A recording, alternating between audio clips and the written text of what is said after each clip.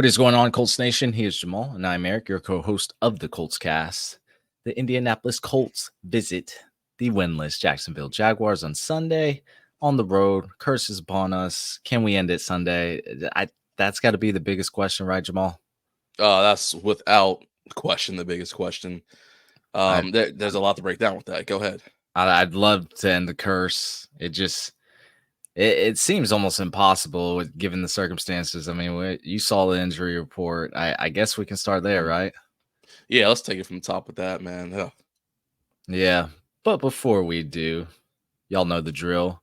Please like, subscribe, and comment below if you're on YouTube. If you're not on YouTube, go ahead and get on YouTube and join the conversation with Colts Nation and with us. Look, the injury report.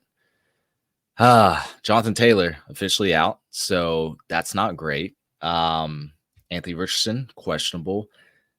Not great at all either. Looks like Joe Flacco was taking most of the first team reps today. But we did see AR out there throwing, and then we got Braden Smith and Ryan Kelly also questionable. So no Jonathan Taylor for the week. That's a huge blow. What makes matters even worse, Richardson potentially on the shelf, and I would say we need him. I'd rather have him under center than Joe Flacco. I know some other people will disagree with me, but it looks like he has the potential to sit in week 5. That looks horrible to me, Jamal. I mean, no Braden Smith potentially, no Ryan Kelly, although Ryan Kelly was out last game. But look, I like to see this offensive line healthy. That's one of the biggest strengths for the Colts, especially this season. I don't know. What are your thoughts, man? My thoughts are that's not good. It's scary. It's scary for a lot of more reasons than one. Again, we need JT back there. We've seen what JT can do. We know what JT can do. So we need to have that presence back there because teams are going to plan accordingly whenever he's back there. It takes a little bit of pressure off everybody else when he's back there behind the quarterback. So to see him out, that's kind of rough. And of course, they'll game plan appropriately for that. And of course, we're seeing the big boys out there. We want to always make sure that the offense line is there. There's a reason why they're a top 1 group. I don't care if you think they're top 2, top 3, they're top 1.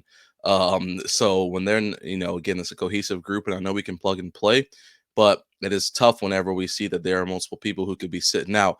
And last but not least, like you said, Richardson, I want him in there. I need him getting all the reps he can get. I want him getting as much PT as he can get. So just, again, looking at somebody who could potentially be out based off of what we saw last week, we need him back there for a bunch of reasons. And the first one I want to start off with for us, Eric, is because there's a little known history fact for y'all. Last time Colts won in Jacksonville, September 21st, 2014. Yo, what were we doing in 2014? Man, what was that like? We were still in college. Definitely. Yeah. Man, it's been that long? Yeah. 10 years ago. I think, and Andrew Luck, he went, 31 of 39, 370 yards, 3 for 4 touchdowns. It's your boy. He was balling that game. But just to give you some Colts perspective, players, Anthony Richardson was just a young pup, 12 years old. My man was in middle school. He didn't even know what was going on with the Colts. He was probably still bigger than me. Probably. Ziggy Zaire is 18. Probably about 18, making that transition from high school to college football. EJ Speed, man, was medically redshirted. He moved positions from wide receiver, defensive end. But I did not know that. Yeah, that is an interesting fact. Yeah, it's a lot going on in 2014. But just for you guys who may not be Colts buffs, you like to just kind of get perspective on life just back then. Highest gross in movies that year, Guardians of the Galaxy and Hunger Games Mockingjay. 2 movies I don't even think about.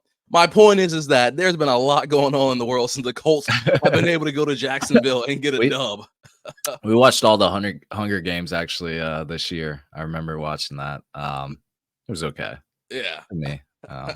More of a Dune guy. Yeah, that we might need to do an episode like that in the future. Just interesting facts about the Colts and anything else that went on during that time period.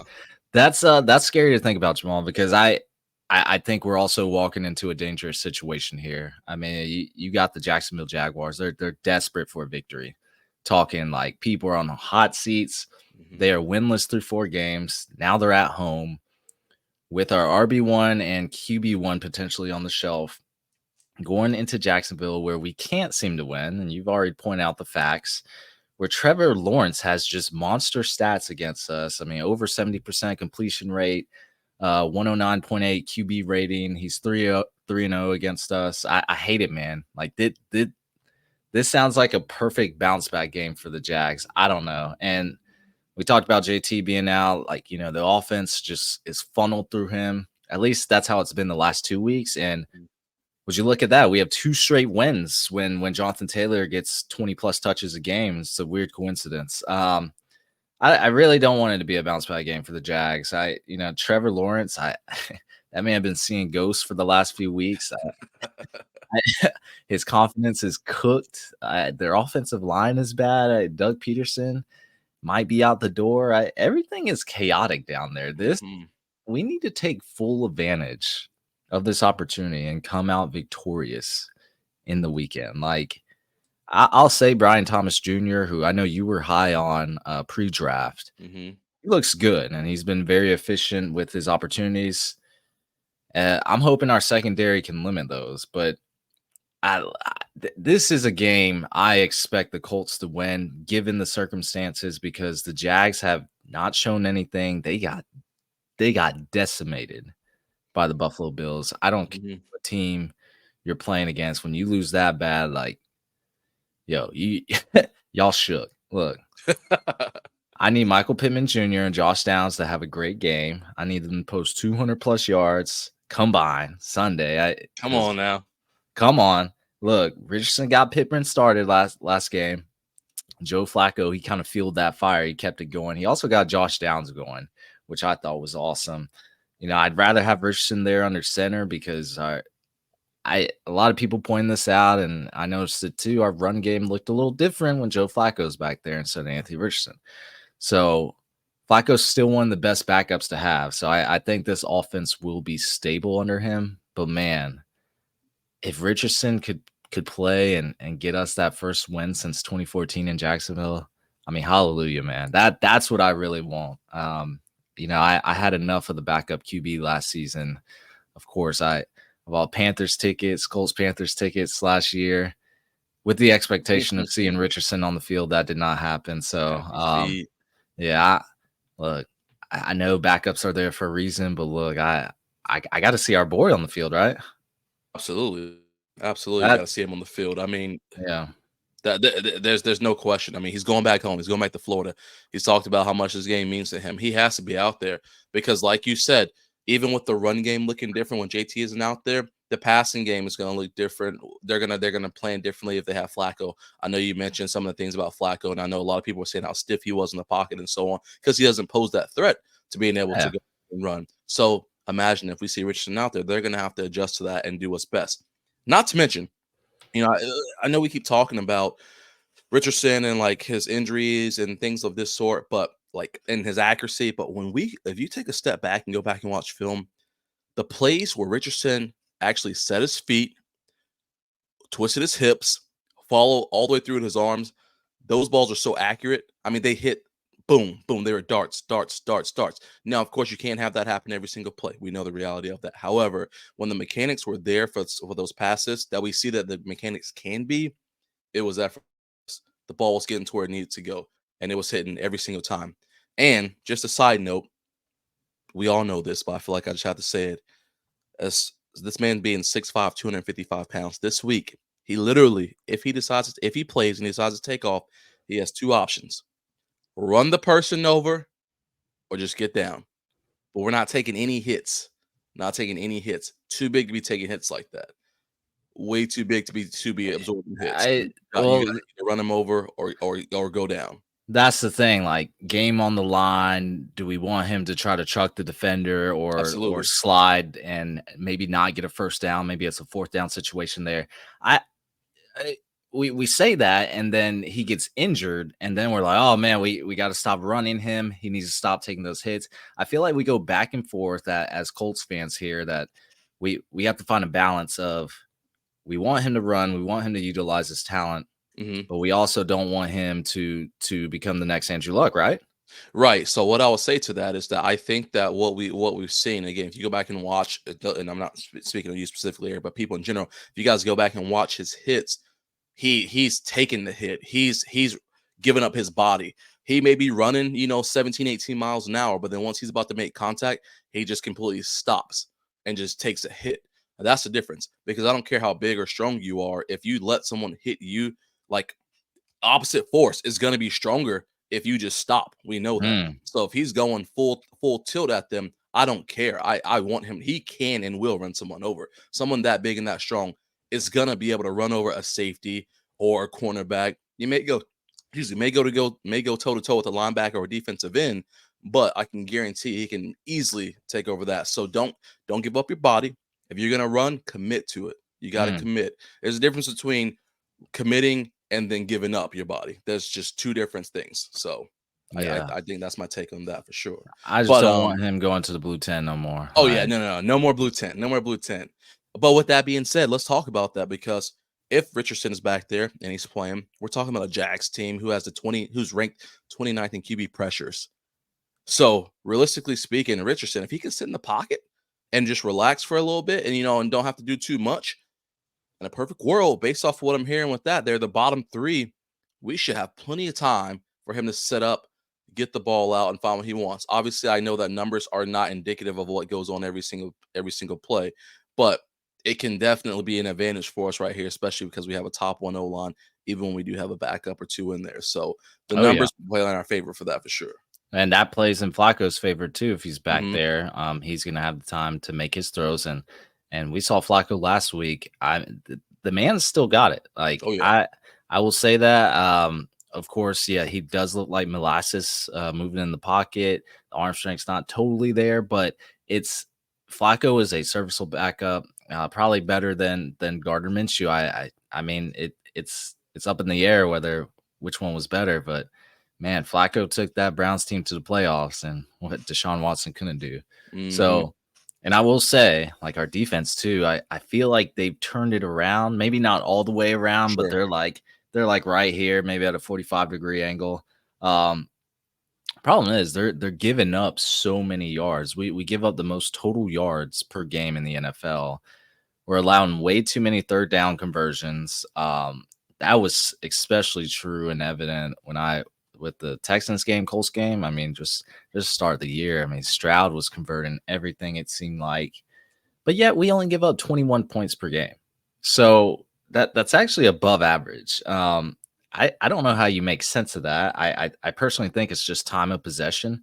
yeah. I'm pretty sure we're bottom last in time of possession. So, offenses they have more time to rack up those yards, and then usually they would score, but we've also been taking the ball away at I think 1.5 times per game. That's top 10 in the league. So we're preventing the points getting on the board, but we're allowing them to drive into the red zone and Hmm. stuff like that. And we're not getting our defense off the field. They're packing in a lot of yards. We've seen every quarterback basically throw for 300 plus yards against us, Yeah. except like Malik Willis. But I think our defense can. It does look like it's turning around. Like Zaire Franklin and EJ Speed looks like they're making some impact plays in the run defense game. Nick Cross is having a stellar year.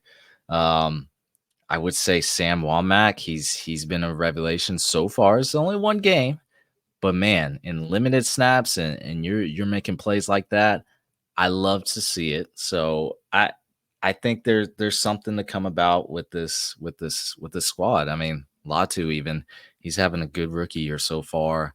High pressure rate, not getting it done. As far as I mean, he made that impact play against the Bears, but still sitting at 1 sack for the year, so that people will knock him for that. But he's getting to the quarterback, man. He's getting there.